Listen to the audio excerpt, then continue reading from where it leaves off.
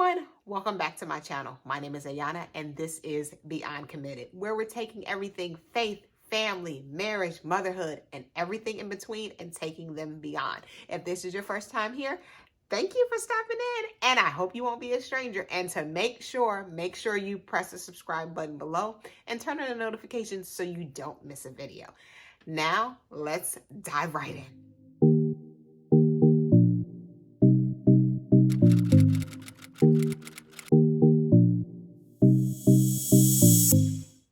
All right, ladies, let's get honest about this wife life. Now, marriage, it's a beautiful thing. I mean, you met this amazing man and you fall in love, and then he asks you to marry you and you say yes, and then you plan this wedding and it's beautiful, and then you start building this life and you're doing and you're moving and you're shaking and you have this career. And then if you're blessed to have a kid or three, it's like, okay, I'm rocking it. But along the way, it seems like you're rocking, but how well are you doing it? I know for me, the list of the to-dos can get like overwhelming. It's like, okay, how am I supposed to meet the needs and the wants of my husband and my kids? And then if I try to throw myself in there, where does all of this fit? And then the priorities in life kind of get a little out of whack, and you're like, okay, I can't do it all. I'm only one person. So since I can't juggle all these balls at one time, one of them I have to let go. And if we're honest, there are times as wives to where that wife life, that wife hat that we wear all the time, sometimes gets pushed down to the end of the list. And it's like, okay, I know I should be doing better, but how am I supposed to? And it is in those times where it's like, okay, I don't know how I'm supposed to do this. And you feel like you're failing as a wife. And I am here to tell you that you're not failing, okay? One more time.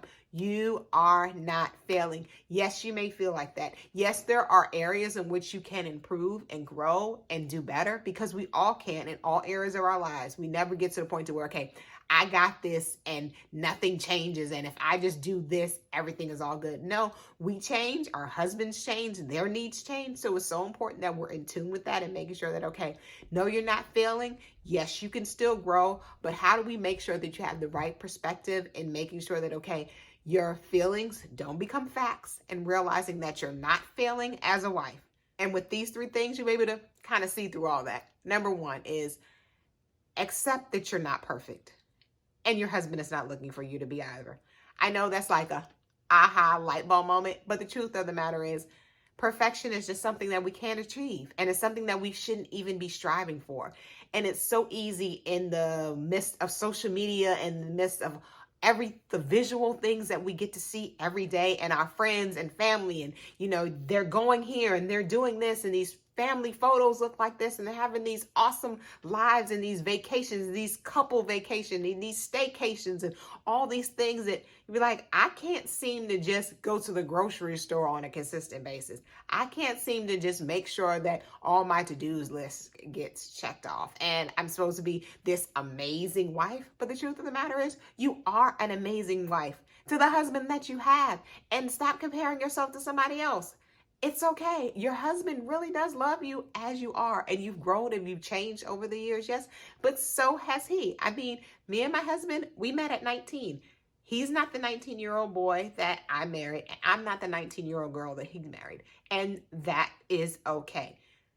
Now, let me fix that. We did not get married at 19. We got married at 24, but I digress. Anyway, he's not the 19-year-old boy that I met, and I'm not the 19-year-old girl that he met. And over the years, we've grown, we've changed, we've had kids. I mean, bodies have changed, all of those things.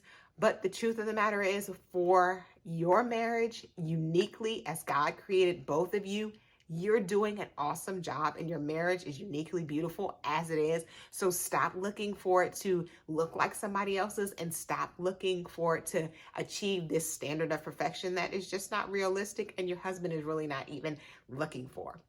And then number two is talk to your husband.